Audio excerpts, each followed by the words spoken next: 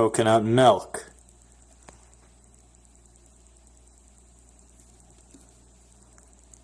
You want the really fatty one, 17 grams per half cup.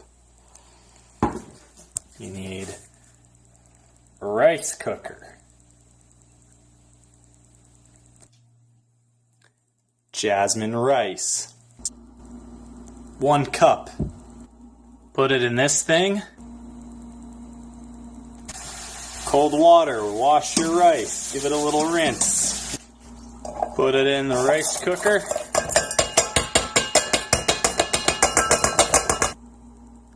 Missing something.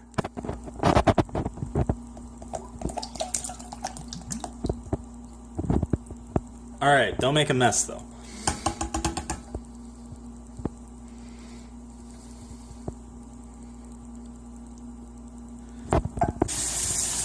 Fill it maybe, what, 1/3 full? Put that in there. Give it a little stir. Milk and water all together.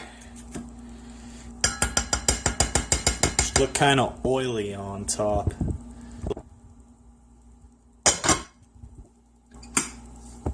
Alright, now just leave.